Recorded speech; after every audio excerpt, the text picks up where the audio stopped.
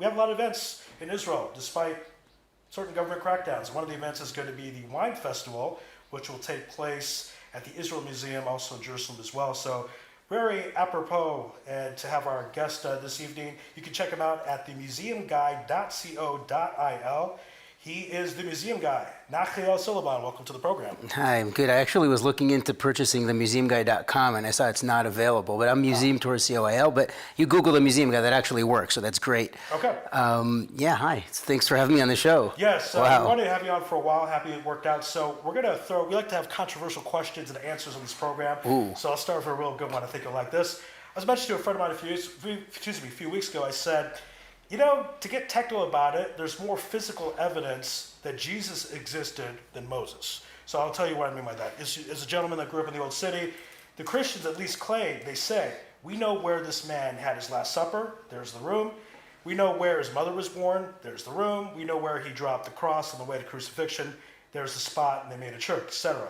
When it comes to Moses, we don't have any physical proof that he existed. In fact, the rabbis even talk about it. They say, the reason why we don't know where Moses is buried is because people would have turned that into like a shrine and an idol worship type of thing. They didn't want that. So I'm sure this comes up a lot in your type of work. You have a yarmulke on your head. Sometimes you find things that don't necessarily support what you believe in. Mm-hmm. How do you reconcile those two and start with that aspect of physical evidence with Jesus, no physical evidence that Moses existed? Well, I'll start with the Jewish story. There's different types of proof and different types of evidence. If you're looking for something that's material, the chances of you finding anything are very slim for a number of reasons. Number one, nothing was written down in the desert, and number two, following nomads don't leave tracks. So I'll backtrack, there is an archaeologist known as Avner Goren. And Avner Goren wanted to study the travels of Israel in the desert. So he said, let's run a pilot. And he followed nomadic Bedouins in the desert. And he found that after only 2 weeks, you cannot find a trace. So the chances of finding something from 3,300 years ago is impossible. You're not going to find anything.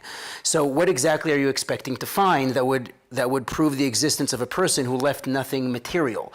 So there's a different type of evidence which is ethnographic, which is cultural, which is you have Jewish communities and Israelite communities from around the world who, for the past several thousand years, have been telling the same story. And we're talking about people who go before Ezra. So people say this is all codified after Ezra, but that doesn't really fit with the narrative of, let's say, the Yemenite Jews, right? Or the Jews from Jerba, who were there from before that. And they're holding on to the same story, which is we came out of Egypt, we came into this land, and we had this person who was our leader. So those stories, they come from somewhere, and they're very, very ancient. So that itself is a certain level of evidence.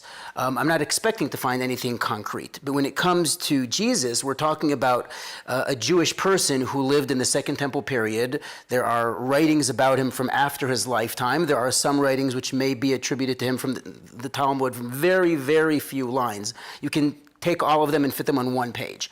Some were censored, whatever it is. Some in Maimonides are censored, but that's over 1,000 years later. They talk about this person who had an impact. But from the time himself, you're talking about a person who is walking around and preaching. He's not creating anything which you would expect to find. When it comes to the stories of the Via Dolorosa, the path of the suffering, like the bearing of the cross, that itself is only from, let's say, the 3rd or 4th century, where Queen Helen, the mother of Constantine, the Emperor Constantine, starts building churches and creating this commercialization of Christians coming to the land of Israel and basically coming to buildings and saying, I dub thee, the place where. And there's stories of these several crosses that were found, because when Jesus was crucified, there were 2 other people who were crucified. It was standard Roman punishment. There was some sort of thief and something else, or there were 3 crosses that were found. And I'm a bit rusty on the details, and I don't mean rusty nails.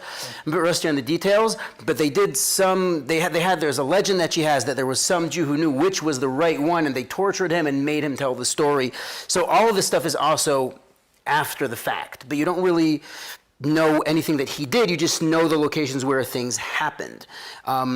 And as far as that goes, you have plenty of biblical stories of where things happened, and the question is, can you rely on those stories from a very academic point of view? Can you rely on the story that's being told that he passed in these and these and these places? We came out of the Red Sea, we passed by here, we went there, we went back there. to Moses. Right, so back to Moses, like he went to these places, you can say, okay, the description, the textual description of the journey fits with what the reality.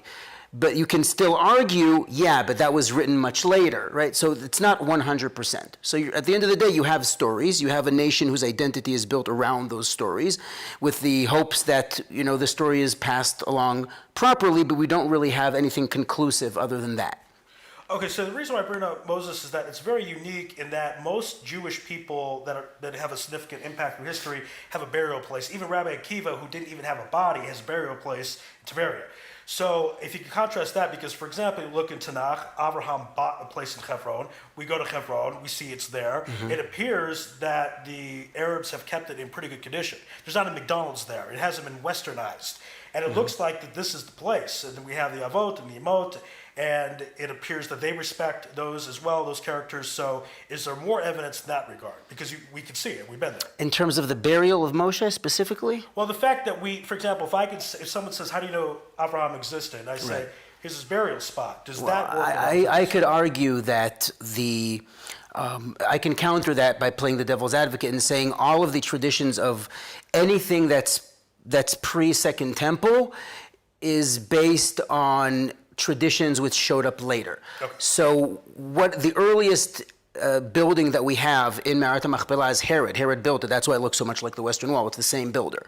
But what was it built on top of? What do we know about that? We don't really have anything about that other than the tradition that that's where the place is, which he followed. So whatever traditions he had, we have nothing in writing. We have no material evidence. We just have the assumption that whenever Herod built that, we're talking about 2,000 and let's say 30 years ago, there was a tradition that that's where it is, but that's all we have to go on. But when you come of, let's say, the burial of Joseph, the burial of Joshua, the burial of Caleb, the burial of Shimshon, the burial of Dan, sometimes you have even people like Chavakuk or Yonah where there's 5 different places where he may have been buried. Some of them are all over the world. So we don't really know. We have traditions. Some of them go back to the 12th century. Some of them maybe earlier. But you don't really have anything conclusive if you want to be controversial. So you can say, like, listen, we're trusting the oral tradition, but we don't really have evidence. We just have the assumption that, okay, that's what they say it is. That's why it's very much debated. When it comes to well, if you want to talk about the tomb of the Holy Sepulchre, you can say that it's one of those unspoken secrets that everybody knows is that that's not actually the burial place, right? There's nothing there in the tomb of the Holy Sepulchre. It's somewhere else. And I'm not an expert on Christianity. This is sort of like urban knowledge. It's common knowledge that's not where the burial is. It's just I dub thee. And that itself also has some power, like King David's tomb. That's Binyamin of Tudela, he's the earliest one to ever mention that. We have no indication before that of that being King David's tomb. In fact, it doesn't even make sense that it's King David's tomb because it's in the wrong location based on the description of where he's buried. It's more likely that it's Kivrei Beit David, which means that's where kings of the royal house of David were buried, but not King David himself, who would have been in the city of David. Shar Tzion. Right. Okay. Right. And which, by the way, is a misnomer. Mount Zion is actually Mount Moriah. Mount Zion here, it's in the wrong location. It's west of the city. It's outside of Jerusalem of the time. So it doesn't. We have some Second Temple period stuff there that the buildings were stopped after 67. The excavations were stopped after 67. We don't really have anything conclusive. But when it comes to Moshe, you can say, oh, how convenient. You invent a story that's not traceable. But I don't buy that because there's so much description about the culture before that, about the nomadic culture, about even Bilam, who we found archaeological evidence of. And we have the description of Egypt and the fall of a particular dynasty, which you can debate how far back that is. That's not really conclusive. But the description of Egypt is very accurate, of the milieu of Egypt, of the belief system of Egypt, and the impact that the 10 Makot have. You can really go into depth on that. But the idea of Moshe not being known, and this is, I think Ramban brings this, or Nachmanides, is that had his location been known, it would have been turned into a commercial center, just like the tomb of the Holy Sepulchre. It would be commercial, and just like you go or maybe some rabbi in Ukraine? who I am distantly related to his star pupil, but I'm not. It's my great uncle is Rabbi Natan, but Okay. yeah. But I also come from other Chassidut who are like vehemently anti-Breslov, so I have that dichotomy. So I'm not going in there. We'll do an episode for the argument that it's good to go. We're going to try to cover all bases possible. Yeah. Which one? Uman? Yes. Oh, I wasn't getting into the details. I'm just like. Well, the argument's going to be that you see that, let's say that is an incorrect practice to go, you see how a burial place could turn into something such as... A burial place could become worship. Yeah. Right. The same idea as you have with Moshe's greatest achievement, which according to the final Rashi in the Torah, his greatest achievement is the fact that he broke the Luchot. The tablets. Why? Because had he not broken them, the golden calf, this idea of golden youth, the golden calf, that thing that they were, that crutch, that dependency, that everyone was dancing around and saying, Harry, I've reached the top, right? They would just replace that with the luchot. So we would be locked into never growing and just celebrating our achievements and being stuck. He shattered the luchot to free us. That is his greatest achievement. That's why it says in Rashi, God says, Yishar kochacha sheshibarta. Yishar koch for breaking these luchot, which you did le'inei kol Yisrael, the last words in the Torah, behold, before the eyes of Israel. That idea, the same thing would have happened to his grave. This is the tomb of Moses, and people would have turned him into an icon and a symbol. And there's a very profound Jewish theme which relates to this period of time, to Tisha B'Av, to the shattering of symbols. We had the temple was an icon, and God said, if you're going to turn the temple into an icon, I will also break that. You must learn not to be dependent on icons. So Moshe Rabbeinu would have been the icon par excellence, and we need to make sure that will never happen so that we can be free. All right, good. This is the Ari Lewis Show here on IsraelSportsRadio.com, also YouTube channel, The Nation of Israel, not The Nation of Islam. You mentioned Jesus. Let's talk a little bit more about the man, because there are some misnomers in the Talmud, as you mentioned, about this character, because very often he is referred to as Yashka, correct, as that guy, but we don't really know if that is that guy being Jesus, correct? You're catching me off guard with the intricacies of Christian studies and Jewish texts, which I'm not an expert on. I'm just giving that as a disclaimer. Okay. The Talmud, the Babylonian Talmud, Talmud Bavli, was written in Babylon under the Sasanian Persian Empire, whose primary religion had nothing to do with Christianity. Christianity did not concern them in any way, shape, or form, so they didn't really write too much about him. Okay. So you're not really expecting to see anything, especially when Christianity only really became popular, later on, like in the 4th century, 5th century, the Byzantine Empire. So it wasn't really a concern to the Babylonian Talmud. There are a few passages which can be debatably talking about him, but one of the controversies about him, and this is brought by the Ramban in the famous Tartosa debate, yes, is that he lived in the Hasmonean period. That he was a student of Rabbi Shimon ben Shattach. Probably Rabbi Shimon ben Shattach. Okay. So he was much earlier than that. I'm not really clear on the details, but the question is, does he even fit, and who was this person? But whoever he wasn't taken too seriously. At his time. I have seen some of these very bizarre, so to speak, censored texts which talk about Rabbi Tarfon and Rabbi Akiva and condemning him to death and all this magic and witchcraft that he did, and they countered him with God's names and did, like, I've seen flew in the air and peed on him, and I've seen some really weird stuff. I really don't know what to say about it. I don't want to say anything wrong, so I'm just saying I don't know what to say about that. I have heard Hahu Gavra, that person, as referring to him. I don't know the consensus about that. I just know that he wasn't of great concern in the Talmudic text. Well, let's talk about censored text, because there was this obviously period of time where Jews weren't as free as, even now we're not so free, but we're freer, where we weren't necessarily able to express what we were thinking, and certain things had to be hinted to. Well, publication, yes. Yeah. So give us some examples of things that were censored that were uncensored. Now we know what they meant to say at the time, and if they had hints. Wow. There are some texts in Maimonides which are very famous from his one of his final chapters, Ilchot Melachim u'Milchamotehen, the laws of kings and their wars, which very much relates to the Messiah. So there he has some very famous passages now that have been censored, where he talks about Christianity and Islam. Okay. Which makes a lot of sense that you'd censor things he says about Islam. He actually says some good things. He says that we owe a lot of a lot of thanks to Islam and Christianity for spreading the concept of monotheism, even though they have a lot of things wrong, but the concept of monotheism itself is novel. It didn't exist other than the Jewish people, who were some small kingdom in Judah, while you had a very large pagan world, and monotheism won. So they have a lot of things wrong, but all we need is Mashiach to come and those small mistakes to be corrected, whereas the big idea is there's one God. So it's possible that the church censored that later because it's saying something in favor of Islam. I'm not sure of the background, but that's a very famous text. Whereas there are also some other things, like we mentioned from the Talmud, which talk about Jesus in some sort of negative way, and that's been censored. Something about him and his followers have no place to the world to come, or things like that. There are texts in Maimonides which talk about what people don't merit in the world to come, and it was changed in the censorship from Christians to something else, like people who disagree with X, Y, and Z. So it's been, neutralized.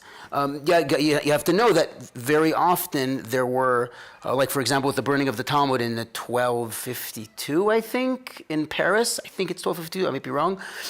That there were actually proselytized Jews who came out against, like there was, I think it was a pope or a very high-ranking minister in Christianity who was a Jew, right. And he knew all this stuff, yeah. right? And so they burned the Talmud, right. Which is why we don't have entire tractates of there's an entire order of Mishnah of Gemara in the Yerushalmi which we don't have, Yerushalmi and Kachim, which we know existed, but we do not have a copy of. It's likely that that's where it was destroyed because it was all manuscripts. So a lot of things were found by Jews who knew all this stuff, and then they turned to the other side and had it destroyed. So there was also the concern for those kinds of things and battling about the interpretation and what they mean, and so things needed to be changed. And this is even before the printing press. When you get to the printing press, then you have the 14th century. I mean, you have the church basically saying, if you want to print your Tanakh, you're going to have to do it the Christian way, which is, number one, the chapters that we use today are only about 700 years old, right. And also the division of the books, which, for example, 1st and 2nd Samuel, Shmuel Aleph, Shmuel Bet, that's an arbitrary Christian division for convenience sake. It's like the number 22, that's a nice number of chapters, let's break into two. Or 1st and 2nd Kings, or 1st and 2nd Chronicles, Melachim Aleph, Melachim Bet, Divrei Hayamim, or Ezra and Nehemiah are one book, right? So those things are Christian, as well as the division into the chapters. It's not just the numbers of the chapters. Very often you have, this isn't censorship, but this is a very good example of where there's an agenda in how the text is going to be presented in the printed press, which is really what made it popular. For example, the 1st and 2nd chapters in Genesis and Bereshit. Chapter 1 is days 1 through 6. End of the story, go home, kids, see you next week. Chapter 2, so the Sabbath. It's detached from where it belongs because the Christians are saying made a separation. Because Sabbath is Sunday. Okay. So we're detaching it from its context. Okay. Right, and there's many examples like that. Sometimes it's just convenience, just memorizing numbers of verses, but sometimes there's an agenda. Okay, so very interesting. So in regards to, let's say, censorship, what would be something that you noticed affected Jewish practice based on censorship? I don't know. Well, I'll give you an example. I'll tell you why I bring that up. This is an example why I bring it up. We of course have the 10th of Tebet fast day, which is a very serious day. A lot of people don't think it's so serious because it's in the winter, it's like 12 hours, not a big deal. But it's very serious in part because it used to be 3 days, 8th, 9th, and 10th. Right. And the 8th was not celebrated. Well, it's Ezra's death. And the translation of the Torah. Correct. And the 9th, the phrasing is, we fast on this day and we don't know why.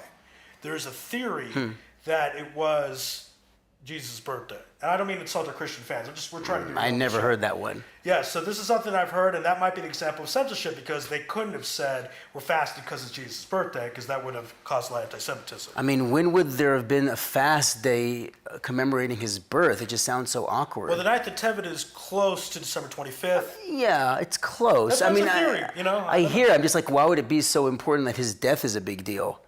It's interesting. You caught my attention. So this lecture I heard a couple years ago. Wow, that's interesting because when you have censorship, sometimes it's hard to kind of put the pieces together and figure out maybe they meant this, maybe they meant that. But certainly there were times, especially when under Roman persecution and Greek persecution, etc., we couldn't necessarily say that out loud. Right. Things were changed. Like, the Siddur, we say laminim al malshinim al tehi tikva, which means those people who are slandering against us, or the minim, basically people who are out of the fold, may they not have any hope, and may God for other in the daily prayer, in the Amidah, in the Shemona Esrei. But the original text is lameshumadim al tehi tikva, and meshumadim is a specific reference to Jews who became Christian. Meshumadim. What's really funny is I saw a siddur, a manuscript from Kaifeng in the New Museum of the Bible in Washington, D.C., and it was open up to that page, which is a Christian museum, and it says, La Mishumadim al Tikva. It was just open to that page. Coincidence? I don't know. It's really cool. I feel like nowadays that there's a lot of good Christian friends are very much into the Bible, and they will be honest. They'll say that there's censorship that took place. They want to figure out the truth. They're trying to put pieces together, too. Censorship of not of the Tanakh. The Tanakh, there were deliberate editings of changing of words to fit in with the Christian gospel, which I only knew this because I followed some videos by Tuvia Singer, but he's the expert on this stuff. But I've seen concrete examples. I'll give you a classic one. When I was 17 years old, I'm walking home from school. I see 3 guys on a bike, and I'm thinking, I'm going to get jumped. But instead, it was Mormon missionaries. So they're trying to convince me to join the Mormon church. And Mormon are very nice people. I grew up in Arizona, very nice people. And this is in Israel or here? No, Arizona. Oh, Arizona. You said that. You said that. A lot of nice people. Now, Mormons, very fascinating. They call non-Mormons Gentiles. There's a lot of similarities with Judaism, actually. Very nice people. So one of the things they pointed out is that, there's a prophecy that says a virgin birth. I'm like, is that right? And then I look it up. And it's like young maiden birth. Yeah, alma, that's the word, alma. So is this an example you're talking about where things have changed? Yes, that's one. Another one, I met a very interesting person. You may have heard of the story Guma Agiar. He was a convert, but his family was Jewish, and he discovered he was Jewish, but they thought he grew up Christian. There's a whole story. He was a very interesting, controversial character. Yeah. And I think it was his brother-in-law, so I met him. My father had some kind of connection with him. I met his brother-in-law, and he said, yes, I'm learning Hebrew, and the word that he knew was ka'ari, which means like a lion, which is the most random word to know. And he said, but that's because that's from the Psalm, Tehillim Chavbet, Psalms 22, Eli, Eli, lama azavtani, my Lord, why have you forsaken me? Which Christianity then puts, I think, in another one of the Christian books, Lama shevaktani, why have you forsaken me? Which is the words Jesus said on the cross. But those words are said there, Eli, Eli, lama azavtani, and one of the verses there is Ka'ari yadai v'raglai. It's like I'm surrounded by a lion and a dog and etc. like that, but they changed the word like a lion to say you crucified my hands.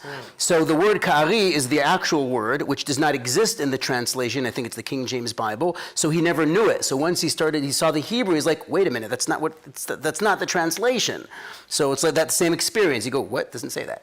Right. It says like a lion. And I have to bring this up because there's a lot of frum Jews out there who I don't know why, but they don't really study the prophets. I don't know where that comes from. But what happens is very often some verses can be manipulated. It's because Tanakh is very poetic in a lot of places. So there's some spots where it'll say, like Isaiah 3, he is in chains, he is suffering for sins, etc. And a lot of missionaries will say, well, isn't that Jesus? But we would say he refers to Israel in that case. Well, the general approach to that, which I've heard, from Tuvia Singer, is just ask them what the next verse is, and that usually just completely dispels the argument. They just usually don't even know the next verse. Right. And the next verse contextualize and you realize, it's obviously not talking about that. Right. So very, very important the context in that particular situation. Again, this is the Ari Lewis Show here on Israel Sports and News Radio, also the Nation of Israel YouTube page. My guest is Nachliel Selavan. He is the museum guy, so check him out on themuseumguy.co.il. We were talking about that there's a misnomer of... we keep getting the website wrong, but we're going to have the information in the description. That's fine. Oh, okay. No, it's Museum Tour COAL. It's fine. It's good. It's all good. We'll edit this out. It's all good. Okay, so let's talk about how there is a misnomer regarding places or people that are buried and it's incorrect. So, for example, we brought up King David. How did that happen where they got that wrong? Where this tradition, people go there Shavuot. I've been there in Shavuot. Very intense experience. But if it's not the place, well, how did that happen? Well, the question is how do we identify ancient places and ancient sites? It's usually there's some sort of urban tradition. I can say when it comes to identifying biblical sites in the land of Israel, we have something which is short of a miracle, which is the fact that the Arab names preserve the name of the biblical place. So or even later, like Batir is Beitar, right? You have Bitin is maybe Beit El. Like you have these names which 9 out of 10 are pretty reliable. So and that's unique. You won't find that in Mesopotamia. You don't find that in ancient Egypt. You don't find that in Greece. You don't know what the actual city is based on what it's called now. There's no connection, So when it comes to sites in Israel, you have that tradition by people who've been there for many years. When it comes to this particular site, we don't really know where Binyamin of Tudela came up with that. All we know is that it was apparently an important burial at the time, and there must have been some local legend. We don't really know. So I don't really have a good answer for you, unfortunately. I wish I did. Somebody there, though. There is some kind of... Is there a theory it's one of the Crusaders? I don't know about this one, Okay. but about several, even Talmudic figures, which are much later, or Mishnaic figures, right? Which like Rabbi Akiva, you have Baba Ben Buta, you have Rabbi Meir Balanes, like all these different people. Some of them are arguably a sheikh of some sort. So we don't know. Okay. Maybe they are, maybe they're not. I will say that I heard from a Kabbalist rabbi that there is value to the gathering and praying to a tzaddik, even if the place itself, pray to the even if it's spot. Idubdi. Right, but praying to the tzaddik spot. Right. Not to the Yeah, but even if it's not, of course, but even if it's not the right one, the fact that people are praying to, because we don't want an icon and an image. We are iconoclasts from our very inception. We're iconoclasts. So the fact that it's maybe the tombs of the house of David, it's good enough. Okay. Whether people are praying, for the merit of David, King David, it doesn't really matter. Because obviously, you've been to the Kotel several times, and myself as well, and et cetera. There's just a certain energy as soon as you're there. And partly because thousands of years, Jews have been praying, focusing, thinking, and there's something to that. But let's get more detail of the Kotel, because again, I think there's some misnomers. The Kotel is the outer wall of the second temple that Herod built. Correct? So its importance is based on because it's the last thing we have of the second temple? Is that what you would say? It's the closest you can get, one of the closest points, there's different parts of the wall, without ascending the mountain, which is generally something controversial. It's becoming now, there's much more of a movement to going to the Temple Mount. There are many who say that's okay. There are many who say you shouldn't, for various reasons. It can be for ritual purity reasons. It can be for political reasons. It can be for saying, like, this isn't where we're supposed to be focusing right now. There's other problems that we need to focus on. There's a range of approaches as to why yes and why no. But they say, Me'olam lo zaza shechina me'kotel ha'ma'aravi. It's a famous saying. I don't know who said it. Where the divine presence never was removed from the western wall, but there's also the eastern wall and the northern wall and the southern wall. So there's other parts. Again, those are walls which are the outer wall of the Temple Mount complex, which was incredibly enlarged, augmented by King Herod the Great, even though it used to be just a smaller mountain, just Mount Moriah, Mount Zion. It was much smaller. So yeah, that's what it is. So we spoke a lot about Judaism and a little bit of Christianity. Let's speak a little bit about Islam and sticking with near the Kotel, because obviously there's the Golden Dome, and then the right there's the Silver Dome, and I think there's some confusion of the origin of those places. So if you can describe to us, because it's my understanding that the Silver Dome was made because some people accused a certain gentleman of being Jewish, and he said, no, I'm not, and that he wanted to bow against the Golden Dome, his rear end, and point the other way. Tell us if that's... Are we talking about Omar ibn Khattab? Yes. Wow, you're catching me unprepared about this stuff. Well, just tell us what you've heard about it, at least the origins of the building of the Gold Dome and the Silver Dome. I don't know too much about that. Okay. I really don't know too much about that. Even though I did grow up there, but I don't know exactly, when it was built. I think it's Umayyad who built the Golden Dome, but I don't know for sure. So it's not my expertise. I do know that when Omar ibn Khattab came to Israel, to Jerusalem, and allowing Jews in and all that stuff, he was very sensitive to the fact that this is a holy Jewish place, and he was very sensitive to the fact that the Holy Sepulchre was a holy Christian place, which is why he didn't step foot in there, because he knew that had he stepped foot in there, it would de facto become holy to Islam. So he had the Mosque of Omar across the plaza from there to respect that. So we know that about him, so it does fit with the character. Okay. But how about the aspect that, I don't know if people wear this, but a lot of people, I would say a lot of people that are in our holy books are also respected by Muslims. They look at our people's prophets. They look at Jesus' prophets. Well, they accept all the prophets. They just add on to them. They accept all the Jewish and the Christian prophets. So has there been a change? For example, we believe in the Kedi Yitzchak, Rosh Hashanah's coming up, etc. That's what the shofar horn is based on. That Yitzchak was with Abraham, went up to the mountain, but they believe, my understanding, that Ishmael went up to the mountain. So again, are they basing that on a legend? When did that could change? I mean, tell us if you know the origin of that aspect. Are you sure this isn't the nation of Ishmael? Wow. We're trying to get more Arab fans of the program. Well, a lot of Arab haters. There is a common denominator which has been pointed out in all of the miracles that show up in the New Testament are basically plagiarizing, recycling what happened in Tanakh. There pretty much isn't much new. Okay. I mean, I don't know, walking on water, whatever. There really isn't anything new. Because that's what gives it legitimacy. Okay. So you have, in the same way, I'm suggesting, because I know there's at least a couple different stories in Islam. They do it with the Akedah. They do it with Yitzchak and Ishmael. Like, they change those up. They're trying to lend legitimacy to the story by connecting it back to Judaism. Okay. So that's kind of what the idea is. For example, and then let's say Christianity. Something might not like to say this, but are they taking the crucifixion story of the concept of a father sacrificing his son from a Kedi Yitzchak, which was a father about to sacrifice his son? Wow, that's a tough question. That's a very deep theological question. I'm not equipped to make this comparison. But there's a theory out there about it. But the thing is, maybe, I don't know. Because, but it's very different, because the point of Akedat Yitzchak is really that he's not really supposed to sacrifice his son. It's a test for Avraham, and basically it's coming to teach him not to do human sacrifice. Okay. Right? So it's there using the conventions of the time, which are human sacrifice, telling him that's not okay. And there's something very deep going on there. Rabbi Sachs spoke about this in his famous debate with Richard Dawkins. Right. But when it comes to Christianity, I mean, it's a whole different concept of what you mean, like the Son of God. I mean, that whole thing, as far as the Jewish perspective is concerned, is really out of the window. So it's really hard to make a comparison. Okay. The reason I bring this up, I was a religious studies major in college, and it was interesting to study the religions and the relationships, how a lot of times they connect. So, for example, Islam has several things in it that are similar to Jewish practice, like we pray 5 times Yom Kippur, and they prayer, pray 5 times a day. Fasting, Tzom, Salat. We have the Hajj. We have the going to the Aliyah Regel, so to speak, the pilgrimage. And they right, have their and tzedakah, right, the five, yeah. Have you ever heard of theory that Muhammad had a Jewish influence, apparently grew up with Jews in Medina, things of that nature? It's a little bit confusing because the story from the Muslim perspective is that Muhammad is illiterate, so how do you write the Quran? They say they're going to say it's from the angel Gabriel, but as a historian, you have to say he didn't write it, correct?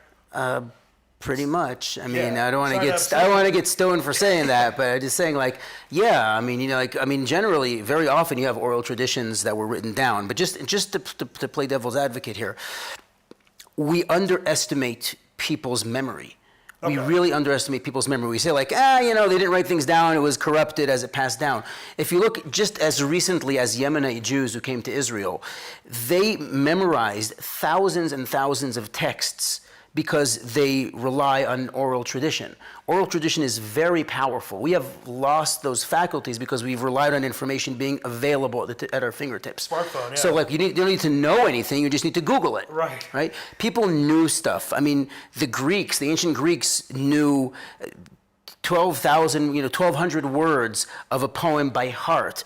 You have Socrates lamenting the fact that things will be written down because people will not know how to remember things anymore. So Plato, his student, wrote things down, but Socrates was like, I'll be damned if I write anything down. Weren't we upset when the oral Torah got written down as well, right? Yeah, we weren't. It was like, this is something that we're only doing in order to preserve it because we're seeing that people don't have the time to sit and learn and memorize because they're under persecution and hardships. Okay. So we need to write it down to preserve it, but it was written down in a way that it maintains its fluidity and openness to interpretation, which is part of the brilliance of Rabbi Yehuda Hanassi, Judah the Prince, who codified it around the year 200, 218, 220.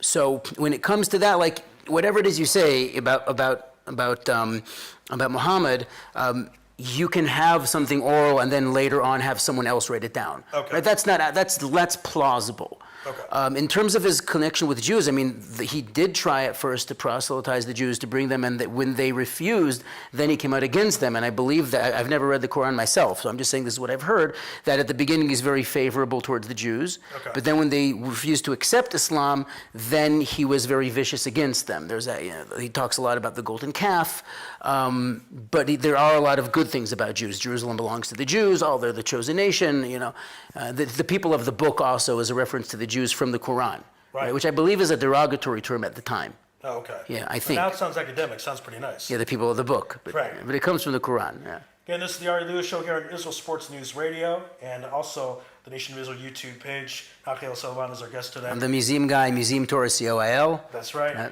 Museumtour.co.il. So you mentioned Yemenite Jews because it's my understanding the Yemenite Jews arguably have the finest tradition, authenticity that they got from, meaning they kept it the best. Right. I don't know if that makes sense, but Well, they've been isolated. they've been isolated, also. so they're kind of forced. It was, there's a saying, necessity is the mother of invention. Yeah. So are those more authentic traditions? So, for example, us Ashkenazim here, we were influenced a bit by the Galut, influenced our practices. Quite a bit. So give us some examples of some of our practices that were influenced by some of our non-Jewish friends out there. Practices. I think when we were talking about... We do have a lot of prayers from, let's say, medieval times or Crusader period and so on, which are directly related to that. So, for example, the concept of what do we do on Yom Tov with the Askarat Neshamot? What is it called again? Yizkor. Oh, yes. Yizkor has to do with Yizkor was basically, people are not going to like to hear this, but Yizkor was basically a placebo for Jews who went through these hardships, gave them something emotionally to connect to, even though it's completely made up. In other words, there's no mechanism for this prayer to do what it does. It makes us feel good. Okay. You can say it works, it doesn't work. Right, it has a value, Sure. but that's, for example, something that's unique to the Jews. The Sephardim don't have that. Sephardim don't have it, correct. They don't have They that. don't have it, yeah. Right, and there's specific prayers that have to do with, like, I can't remember the exact example, but we say this in a particular way because we need to be able to say it quickly and run out just in case our shul is raided and burnt down. So we have to say this really quickly. And so, like, they change things, they make alternative things, they made things longer, they made things shorter. There's many examples like that where you see differences. So, there's a section in RV, a long paragraph that used to be around because the people came late, they wanted to walk together, farming, etc. Right, and they still say that in Chutz La'aretz, right? It's Havinenu or Baruch something. Hashem, Amen, Amen. Yeah, I mean, I lived in the States for a few years. I'm like, what is this thing? Yeah, right. Like, I've seen it in the Siddur, but I don't know. Yeah, it's interesting to be in Israel and see a Galut Siddur, and you're like, kind of things get mixed up a bit. But okay, so another example, we were talking about this in Shabbat at a shiur, is that Yom Kippur and Rosh Hashanah, we have a tradition to bow all the way down. Right. And it's my understanding that we used to do this a lot, but then the Christians did it, and then somebody said, let's not look like the Christians. So are there times, for example, that we wanted to make a separation, and we didn't do certain things, even though we used to do them, to make sure, like, this is what the Jews do, and this is what the non-Jews do? It's a good question. I've heard of things like this. Okay. You need more, like early modern experts to answer these questions. I just know that I have heard of such customs because there's a lot of stuff like that in Jewish tradition. Wow, I can't think of one. Because that's an interesting way, because it's influence to not do something as opposed to influence to do something, which it troubled me a lot. I mean, if this is our tradition, then why don't we do it? We do it just to do it. Right. But it kind of is what it is. I mean, I don't know. Right. Maybe we'll get back to that soon, this concept of bowing all the way down. Cool, yeah. When this bowing thing happened with these movements about a year ago, I was very troubled. There were firm Jews in New York doing it, that they would have this kneel thing. I mean, the idea of the kneeling really has to do with the fact that there's certain things that you only do in the temple, Yes. and you don't do them on the floor out of the temple because Right. it does look like pagon worship, or maybe that's where you're talking about. Yeah, I was bothered right. to see that. I'm not saying they Right. were... So we only do it, that once a year on Yom Kippur, or once on Rosh Hashanah. We don't really do it. Right. I mean, at this point, we don't bow all the way down. There's the bowing in Aleinu and Shemona Esrei, et cetera, but not all the way down is only done on Rosh Hashanah Yom Kippur. Right. So there's an example. Let's talk another aspect with the Ashkenazi Jews and Yemenite Jews as far as there's a little bit difference in the Torahs. It's a couple of letters. Right. It's a couple of letters. And then how do you reconcile that? Again, you have a kippah on your head, dati, you're religious. Well, what's the real question? The authenticity of the Torah if there are changes? Yes. Well, a couple letters, the changes are very, very few. Okay. amount of errors that you have in the copying, even of Mishnaic texts, are much greater. You have, different manuscripts. I mean, there's actually the Yemenite manuscript of the Mishnah is slightly different than the one that we have. This was a famous question for another time. But it did come up, which version do you use to print a commentary on. But there's a lot more changes and scribal errors that are found in much later books than you find in the Torah. The Torah is much earlier, and yet you find so few that it's impossible. Because there's millions and millions of Torah letters. Right, and the thing is that we have very strict scribal rules to make sure that accuracy is maintained. So the fact that there's even 3 mistakes is it's impossible. That's it? Just 3, 4, 5 mistakes? Even if you'd have 20. Right now, the Talmud does talk about the fact that when we came back in the time of Ezra and Nehemiah, Zerubbabel, etc., the Second Temple, we had there were a lot of gaps in our knowledge, and we used the manuscripts that we had, but there were some errors that happened, and so when Ezra Sofer came together and said, we're going to decide on this version, they kept certain markers like dots on top of a word in the text to say it's either this or that, and we're just letting you know that that's there. So we're aware of the fact that there's a conflict. So we're not claiming that it hasn't been corrupted at all, but we're saying that the corruption has been left to almost a miraculous minimum. Right, well, for example, we have a custom, I think, Parsha Zachor, to pronounce a word 2 different ways. Zecher Amalek. Okay. Right, but that's the meaning. Does it mean the memory of, or does it mean the males of? Okay. Zachar or Zikaron, Zecher. So that makes a huge difference, which is why some read both, to make sure that you have both meanings. Right, but that's unique. There's very few such things, like one letter here or there. You said that there are some mistakes in the Mishnaic text, you said? Can you give us an example? Something really sticks out? Off the top of my head, I don't remember the exact example, but the general idea is the Greek words in the Mishnah. There are Greek words in the Mishnah, and very often when somebody copied them hundreds of years later who didn't speak Greek, they're like, is that a nun? Is that a vav? I'm not sure. It looks like that. And they copied it that way because they didn't know what the actual Greek word was. And then comes somebody like Hanoch Albeck or other people who are scholars of the Mishnah, but they also know the Greek language, and they say, this is a dioston, a diopolis, or this or that. Like, this is obviously a scribal error from somebody who didn't know what the word meant, but they were really trying to copy it. So it's usually, it'll be in Greek words or words of languages.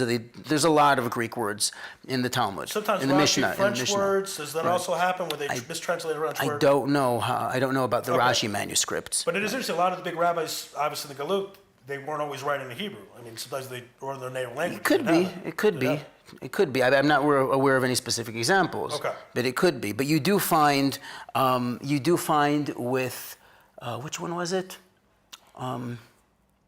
I'm forgetting. There was something about copying the manuscripts where you have different versions. I'm trying to remember. But a lot of times when you have manuscripts, they just get damaged. So you just have to sort of figure out what it may have said. Physically damaged. Right, or they're just missing. Or sometimes you have differences which are, I may as well mention it because it's a fascinating topic. Okay. We have this medrash which is called Midrash Tanchuma. Midrash Tanchuma, people just look at the book today like, oh, here's a Medrash Tanchuma. It's basically a Medrash from the 1st century to the 6th century, sometimes even later, going parsha by parsha. But you have very different versions of it. And the reason for that is because the Medrash Tanchuma is more of a genre of exegetical study, which was developed in in Babylon, in Israel, and in France, or in Italy, and was independently written down. So some have, remnants of the older tradition, but they added on to it, and there are other traditions. So it's not that it's the same thing. There are 3 different things that were written down. That's a whole study. And I think, what's his name, Bergman wrote about it. I wrote a paper about it once. So it's like, there's certain things we just think like, oh, there's different versions. No, we misidentify it as one thing. There are 3 different texts which are related. Okay. So sometimes that's the issue. Again, this is the Ari Lewis Show here on Israel Sports and News Radio, and also on YouTube. Hopefully, we'll see what happens. Nation of Israel YouTube page. Nachliel Selavan is our guest this evening. Let's talk about multiple wives, because a long time ago, we had multiple wives. It's in Tanakh. It's all over the place. And at some point, probably 1,000 years ago or so, Rabbi Gershon told the Ashkenazi, no, not happening. This is not the Yemenites, though. Correct. Not the Yemenites. And at some point, the Sephardim took on this tradition as well. Well, give us more. why did that happen? My understanding is Rabbi Gershon said, people are looking at this kind of weird, this multiple wives thing, let's let it go. The Yemenites obviously didn't feel that way. I understand even 50, 100 years ago, they were still... There still are. Well, okay. There still are. Okay, well, there you go. I mean, you have, as our tour guide in Jordan said back in the day, you need to have some serious income to support four wives. So, I brought up this concept a couple years ago of a Sephardi guy. He said, this is going to be really controversial, but we'll say it. We obviously have a shidduch crisis right now. There's women that don't get married. Would it be so bad to go back to multiple wives? You have more people getting married, and then he paused like... Now that's a very interesting solution. The question is, will you get yourself shot for suggesting it? Yeah, that's why we're going to do it on YouTube here. I'm not doing it in an audience. But the Talmud talks about things like if you marry multiple wives, don't marry three, be careful. Or definitely don't marry sisters, but that's in the Torah. It's the Torah. And then there's kind of, you could say there's hints that it wasn't such a good idea because look at the fights between Abraham's wives and Yaakov's wives. Yeah. But was the concept, let's say historically, Rabbi Gershon just said, this is kind of weird and we don't want to do this anymore. Was it a part of the system, the persecution? Was it a finance issue? The Jews had a lot of periods in history where they weren't making such good income and somebody couldn't afford multiple wives. Well, I hope that the outcome of this isn't that you're expecting me to make a tour about all this stuff because this is like out there. I don't have a tour about that. Bring your wife on this tour. No, I'm just kidding. So, it's a great idea for a singles tour, the polygamy tour. Right. I'm not really sure which museum I should do this in. That would be an awkward conversation to have with anybody, I think. Yeah, well, I actually wrote a comedic ode called An Ode to Polygamy, which is really just a comedic commentary on the shidduch crisis. Okay. But anyway, I've used it at open mic events, which is why I have confidence to say it, to be embarrassed to even mention it. Okay. But anyway, so I'm not sure what the background of it, but today, I mean, you can understand that today it wouldn't fly just because of the way relationships work. Yeah. Financially, it also could have been an issue, but back in the day, having polygamy was a very good financial solution for women because of their social status at the time. I mean, today women can be making more money than men, so it's not really, you don't need that so much, right? So the whole institution of marriage has really changed. But back in the day, I mean, the fact that you're allowing polygamy, I believe, might be actually helpful to women. Because if, God forbid, their husband died or something like that, or disease or war or famine, pogroms or anything like that, and they have the option of several women marrying one man, and when there's more women than men, it's a great solution to help people. Whatever the background was for stopping that, I'm not really sure. That's a great question. But it definitely makes more sense financially today. That's for sure. To just support one. To not have it, yes. Yeah, I mean, imagine if you had to, I mean, God forbid, somebody gets divorced from 3 different wives. I mean, you're basically, you're not leaving the country. Yeah, that would be a tough situation. Yeah. For example, there's a lot of cultures that have polygamy. Partly, I assume that if they're getting their people started, it is a way to mass produce human beings. Right, which is one of the explanations for Yaakov marrying 2 sisters, even though that's considered to be prohibited. Right. You're not supposed to marry, according to the Torah, not to marry 2 sisters while they're alive. Right, not even one time. And arguably, he even had 2 sets of sisters, right? There's Midrash, Bill, and Zilpah, etc. Yeah. But we know for sure Rachel and Leah, but part of the reason he did is because while they're starting a nation, they're going to have 12 kids. It's going to have 12 kids in one Desperate woman. times. Yeah, it was desperate times. He was on the run, etc. So we're in a situation where we're not in desperate times, so polygamy, you're not in favor of bringing it back, I assume. No, I think that I mean, as the verse says, I think in Yeshayahu, no, but it's in the prophets, in Nekevat Sovev Gevel, there's this relationship between man and woman which is unique, which is singular. I think that is really the purest form. I mean, you see Adam and Chava, you see all the metaphors, God and the Jewish people, Shlomo HaMelech, the lover and the it seems that makes, even though Solomon was known for having many many concubines, but that idea of having one wife seems to be a lot more in tune with the core concept, even though there is a reality for the other things.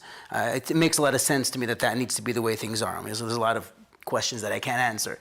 The famous word question, if they say, in the future to come, in the, Tchiyat HaMetim, who's going to be the person who's going to be with you then, or in Olam Haba, which wife if you, married 3? There's a lot of interesting questions out there. Yeah, because they said, at the end of the day, Yaakov's original Bashert was Rachel, but it ended up being Leah. Right. And that's the way it worked out. Okay, again, this is the Ari Lewis Show here on Israel Sports News Radio. We talked about polygamy. Another controversial topic we were going to discuss more in detail, but I want to get your take on it, is the concept of Mazalot, zodiac signs, Oh, wow. Kabbalah, things of that nature. I understand you have a different take on it, and you go ahead and present it. Wow. By the way, as an upfront thing, Svi and I probably disagree with you. We're very big into this kind of stuff. I met with the Mikobal about a week and a half ago. So, but I recall that we were at a dinner and you mentioned that you're not so sure if it's so accurate. So I'm going to allow you to present your case. Well, I generally hold, as Maimonides does, that all of these things, astrology and the such, while they do have some sort of circumstantial success, they aren't reliable in a systematic way. Which is why generally the Rambam's approach, I'm going to give the big picture, then I'll go into some details. Generally, the Rambam's approach is that anything which isn't reliable systematically across the board is not worth your time, even though it's really cute, it worked here. I mean, he's not denying psychic phenomena, he's not denying supernatural, he just says it's a waste of time, which is very famously misunderstood by, the Gra himself, reads the Rambam in a way which makes the Rambam look like he's denying the validity, the existence of witchcraft, for example, which the Rambam himself in the halacha before, the one which is criticized, says that it does exist. And this is the verdict if a person actually does it. So he's acknowledging it exists, but he's saying that it's not worth your time it's not worth investing your time in it because you need to look for something that's systematic, that works. So that's generally my approach. I tend to see myself a little bit more as a rationalist, even though, as Svi will agree, there's so much in Judaism which no matter what you say is heebie-jeebie, right? But I'm more of a rationalist in the heebie-jeebifying of things. That being said, we do find the zodiac show up in text, in the liturgy, what's known as piyutim, and in the synagogue art of the 4th, 5th, 6th century and up. So famously in the zodiac of Beit Alpha, which is one of the more famous ones. But there's over a dozen synagogues in the Galilee in which you find, in the Golan Heights in the Galilee, where you find at the centerpiece of the synagogue is the zodiac with the names of the seasons as well, impersonated in typical Roman fashion. So you'll have the seasons themselves as a person, which is a very Roman practice, right? You have the Romans, it's clearly pagan. You have the Roman pictures of the Nile as a person, as a mermaid, right? Which is in a Jewish house from Beit Shan, which is an entrance to the Israel Museum's archaeological gallery. So it's undeniable that it's been part of the synagogues, and it's also part of the piyutim themselves, where they say, we read Tfilat Geshem or Tfilat Tal, when you have the special prayers when we switch over for praying for rain or for the summer mode, there's prayers that very ancient prayers, contemporary of those synagogues. So you can imagine, there's the pictures on the floor, here's what they're saying, and they complement each other. So there definitely was a belief in that at the time. The question is, okay, so what? So they believed in that at the time. Is that saying that those zodiac signs really impact our lives based on when we were born, or is it basically saying okay, there is some sort of force of nature which we're using in an allegorical sense? Is it just liturgical? Who knows? I don't really know where to go with that, but I'll give you an example that's a little more distance from us, so we can look at that in a more sobering way. Zechariah. Zechariah has a very famous, iconic image, which is the vision of the menorah. In a vision in which this angel talks to him in his dream, and he says, "What do you see?" And he says, "I see this menorah with 2 olive trees pumping oil into it, and the 2 olive branches on the side of the menorah became the symbol of the state of Israel based on that vision." It's the first time that the menorah is expressed in the Tanakh as a symbol of hope, as opposed to another one of many temple vessels, right? Which is unique. It's the first time it shows up as a symbol, as opposed to just another vessel. So that's unique. And over there it mentioned that there's this stone on top of the menorah which has 7 eyes, and those are Einei Hashem HaMeshotetot B'chol Haaretz. Those are the eyes of God which are looking at you throughout the universe. Now, what is that a reference to? Back at that time, people believed that the solar system had 7 planets, which were observable, and those 7 planets are the eyes of God looking at the world. Now, today we know that that's factually untrue. Right? But the prophet is using the world of references that he knows to convey a real message. So that's a lot easier to relate to today than the zodiac, because we still talk about it today. And we're like, oh, even though if you really look at it, the zodiac really comes from the Babylonian calendar, which has 16, I think, and not 12 symbols. And the time of the year doesn't really align to the sign anymore. They're out of sync. So just from that perspective, from a rationalist approach, I say it doesn't work. Right? So, well, we do say that the Chagim have energies to it. Chagim, yes. Okay. And then the Chagim, though, they're would theoretically they're moving based on the calendar and the leap year going by the moon, but meaning to say that that is made by Hillel. I mean, Hillel set the calendar. So it's not necessarily, you know what I'm saying? It's not exactly in line with the moon. Well, Shmuel Katan, I think, but when they set the calendar, they also obviously we have a complex system because we also have the solar calendar, Yes. and that nuanced way of combining the sun and the moon is considered to be something unique. Right. Because the Christians, the ancient Egyptians had a calendar which is completely solar, right?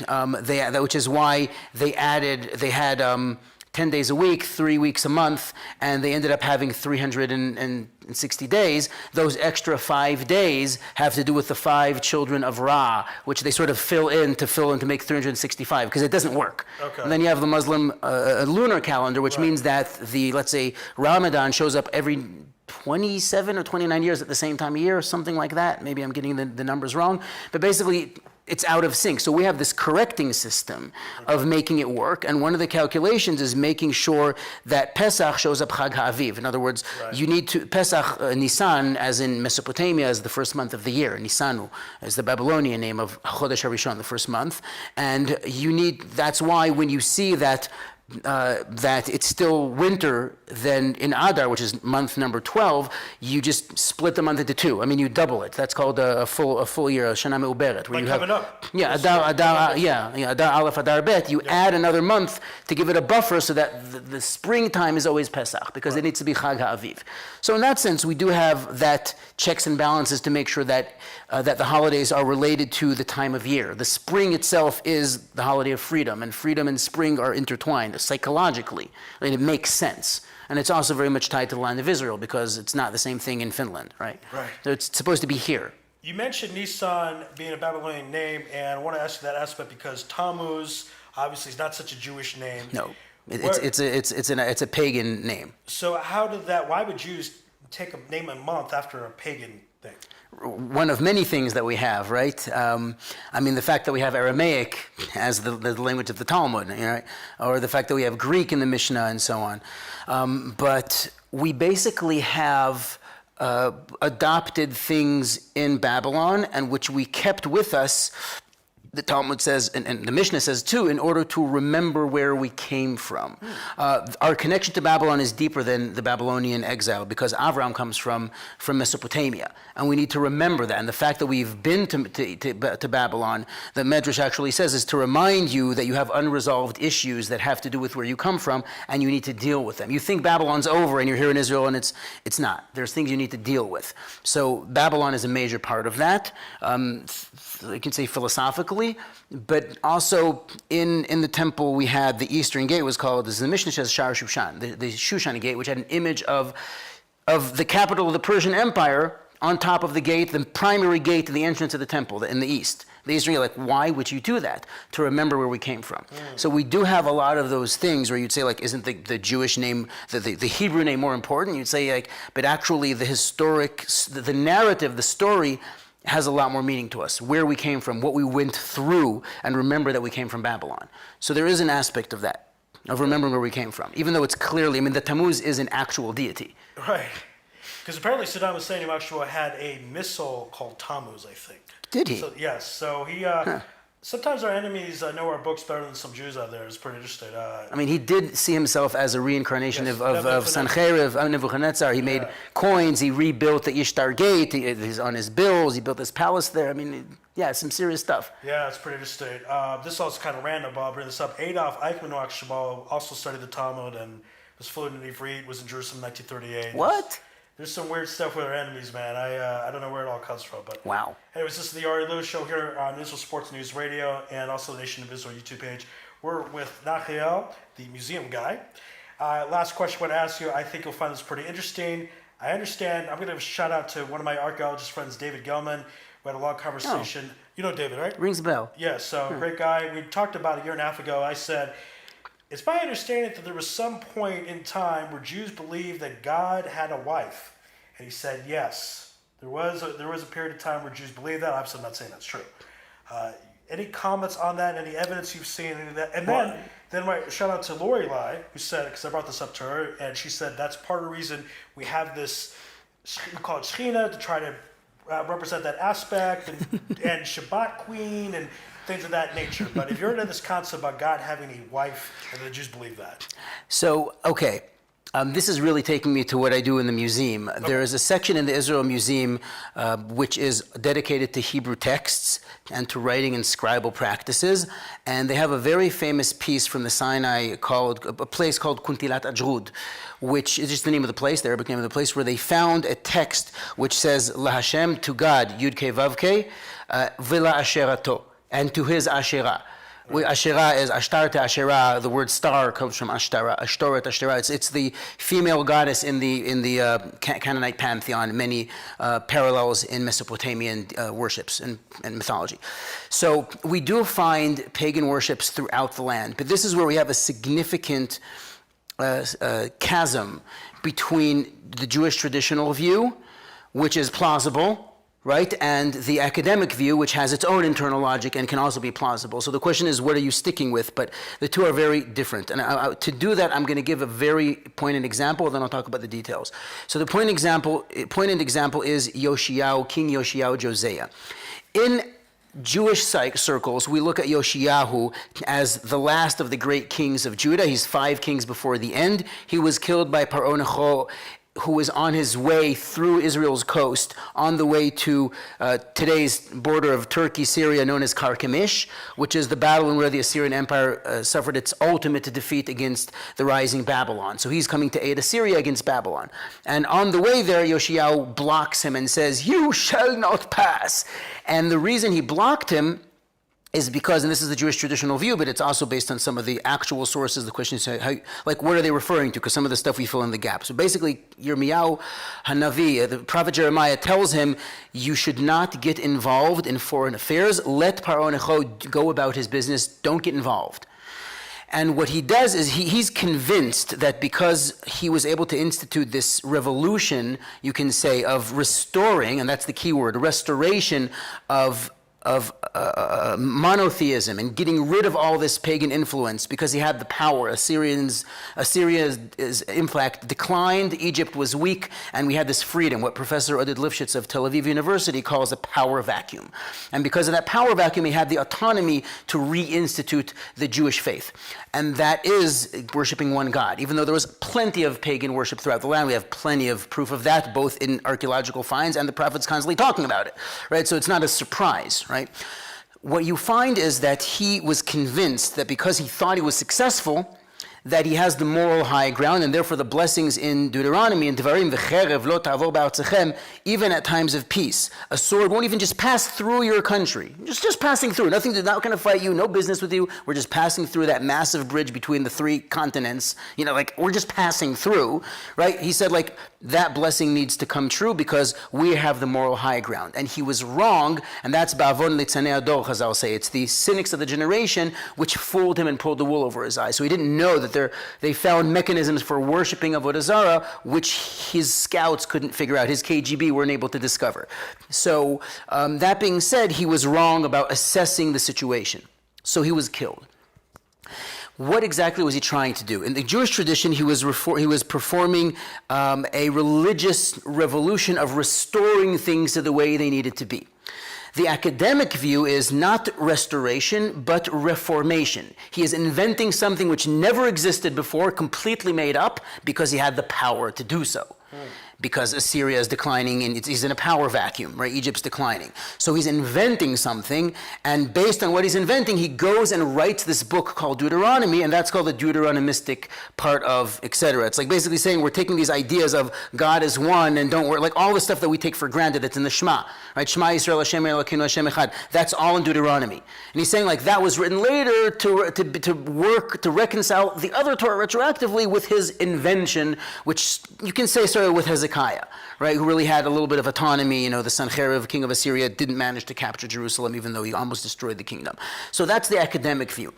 The question is, where are you coming from? Because both can be reconciled and deal with the evidence. On the one hand, you can say, here's the proof. We find many examples like Kuntilat Ajrud, where you have Jews clearly with Jewish names in Hebrew writing to Yud Ke Vav Ke, to the God, the theophoric name. I mean the tetra Tetragram. Thank you. Tetragram. I think that's a longer word for it, but just call it tetragram, and connecting that with Asherah, and like the prophet. And you can say like, well, the prophets are saying you're doing that. Don't do it. Right. Right. But you have, for example, one of these examples, which are classic examples, brought in academia, where it mentions in the end of Book of Kings, where Isaiah's one of the things he's doing is getting rid of all of these people who are worshiping Malchut HaShamayim, the kingdoms of the heavens. But the academic view will say it's actually Malkat HaShamayim, those worshiping the queen of the heavens. So that's part of what the scholar you're talking about is referring to. It's very famous amongst in scholarship circles. Usually religious Jews, unless they're academic, don't even know of the fact that that exists. Like they'll read all the passages about Nachash Bariach HaKalaton, the massive Leviathan and the great serpent which God's going to fight in the oceans, which is clearly coming out of Babylonian myths, Ugaritic texts, and they don't even notice it's there because it's so watered down and explained in a completely different way, which to the people in the time was like, oh, obviously he's taking that and recontextualizing it to mean something else. Huh. Right? So we have a lot of things which you can basically argue one way or another, and I like the conversation, right, even though obviously I'm coming for the traditional approach, saying, well, yeah, the prophets are talking about this is not okay. The question is, do you have any proof of monotheism before Chizkiyahu, before Yeshayahu? That's a hard argument to make, because we don't have any remnants of the first temple, it was destroyed. We don't have any remnants of the Mishkan, it was destroyed. Like, what are you expecting to find? Like, you don't make statues of God, so you're not going to find any. But people who are worshiping idolatry are going to make idolatries. You're going to find that. So if you're not supposed to make anything, what are you expecting to find? So again, we have a lot of oral tradition and texts, which you can then argue who wrote them, when were they written, how were they edited, and that's where there's a lot of an argument about the traditional versus the academic approaches. All right, fascinating discussion. Nachliel, the museum guy. This has been the Ari Lewis Show here on the Nation of Israel YouTube channel. I know you're lecturing in a couple hours. People will see this after your lecture. So give us a plug. I understand on Tuesday you're going to be giving a tour. Tell us in the Israel that. Museum. Yes. So I've been doing museum tours around the world for the past 5 years. Especially with Corona, I have virtual access, so I can reach communities around the world and take you to museums around the world, which is fascinating. Actually helped your business, right? Incredibly. Like, I mean, I know that tour guides were struggling to make a living because there's no tourism. Because I had all these people I worked with, and I knew that people are looking for virtual content, somehow they like, here, there's this guy with this virtual museum tours, and that started leading, one thing led to another. So I've done a lot of very interesting work there. And now I'm back to the museum. So in the Israel Museum, I'll give some background and then talk about the specific tour I'm doing this Tuesday and really every Tuesday of the summer till the end of August and other days as well. The Israel Museum is unique. It has the cream of the crop, the best discoveries in the land of Israel. Even in the Museum of the Philistine Culture in Ashdod, there are some of the crown jewels, you can say, of those discoveries from the Philistine sites, which are actually in the Israel Museum. And in the Philistine Museum itself, there's just a replica of it telling you the originals in the Israel Museum. Because Teddy Kollek's vision of the museum when he built it in the 1960s was, we're going to have a world-class museum, and you have the finest discoveries from the land of Israel. So that being said, when you go to a museum anywhere else, like I started at the Metropolitan Museum, it's a novelty to suggest a Jewish-themed tour, a Tanakh tour, even though there are plenty of Christian groups who do biblical tours in museums there. In the British Museum, there's traveling the British Museum with the Bible. Like, there's all these booklets, right? But it's more of a novelty. It's not, you don't expect it. When you come to the Israel Museum, that's your starting point. Except that it's very academic, so if you have a sensitivity to Jewish tradition, you might want to say, I don't really know if I want to go there. I want to shield my children from seeing that, or I don't know how to deal with it. You go there and you find, the 8th century BCE, and it's talking about the invention of monotheism. Like, I don't want to read this. Like, what is this doing here? So my specialty is knowing how to work with different Jewish denominations and communities and to create conversation in the museum about those things and to know how to deal with this. I've very religious people from Lakewood to the Israel Museum and the Beis Yaakov, yeshivas, you name it. So I know how to work with these people who have sensitivities. It's very important. My current tour, which I'm doing this Tuesday and every Tuesday pretty much till the end of the summer, is called What Was Herzl's Favorite Emoji, which is it's a sexy name. It's a catchy name. It's to get your attention. But it's really talking about the development of icons and symbols, and not necessarily only the menorah, but the menorah is a key part of the conversation because it's the most famous Jewish symbol for the past 2,000 years. And it's changed over time. In the earliest picture of it that we found in archaeology, there's only two from the time when the temple stood, and that is an etching on the wall of a priestly house, the Herodian Quarter, which is also a museum in the Jewish Quarter, but the original is in the Israel Museum. It's an etching of the menorah and the showbread table and the mizbeach, the two different altars. And then you have a coin of Matityahu Antigonos, which was made under siege when he was besieged by Herod the Great in Jerusalem. It's a limited edition coin. Only 60 of them were found in the world. It has the menorah that's used on the 10 agora coin, which is the smallest coin currency used today in circulation. So that's based on the last Hasmonean king. Those were made in the time the temple was there. It's not a symbol, it's not an icon, it's just something, like you can discuss what it means, but the temple was standing. But later on, in the 2nd, 3rd century, you find the menorah on Jewish catacombs in Bet Sharim, that is, which is where Yehuda Nasi was buried, right?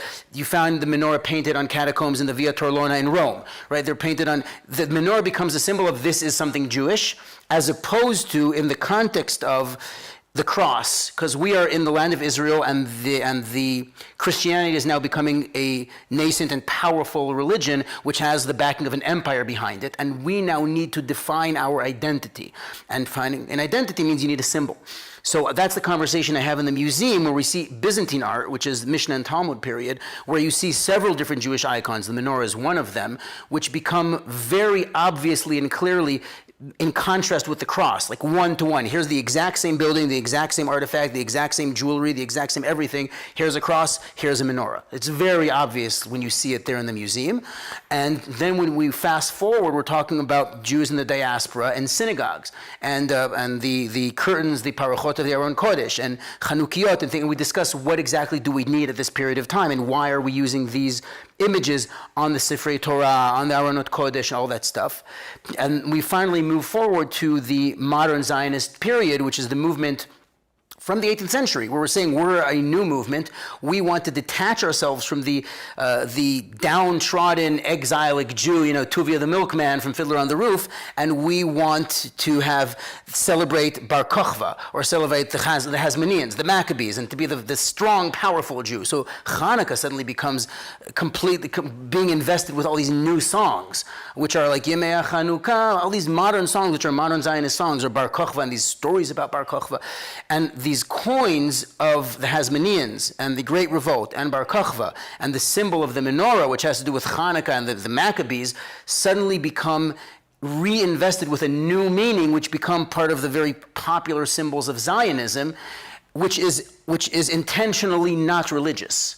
And we today take that for granted with the symbol of the State of Israel and all kinds of other things. And then there's also the conversation about where the six-pointed star, the Magen David, comes from, and why the Zionist movement deliberately chose that and not the menorah ultimately for the flag of the State of Israel, there's also a very powerful agenda behind that. So that's the conversation we have. And so it's a 2-hour tour. We go through Second Temple and Roman Byzantine art, and then we go to Jewish art, like daily life in Judaism, religious art, Pesach, Shavuot, Sukkot, holidays, Hanukkah, Chanukiot, and we end with the art from the Bezalel Art Academy, which has a lot to do with the making of the vessels in the Mishkan, and Tanakh stories, but reinvesting them with modern meaning. And there we have that conversation of, so what do we need today? What is the icon, the emoji, the symbol, the picture that carries meaning behind it, that speaks to us today? So that's a very relevant conversation to have. And I think it's a very versatile tour, which can really create very rich conversation. All right. I never saw Fiddler on the Roof, but Tuvi is a great name. All right, you two. Let's see. We talked about Christianity, Islam, multiple wives. Does God have a wife? Adolf Eichmann, Saddam Hussein. But we didn't mention the vaccine. So upload this episode. This has been the Ari Lewis Show here on IsraelSportsNewsRadio.com. Also the Nation of Israel YouTube page. We'll see Nachliel, the museum guy. If they want to find you, where should they go? Well, you can Google the museum guy and you will find me. Nachliel, the museum guy. I'm all over social media, just about every platform except Snapchat, because I don't believe in that.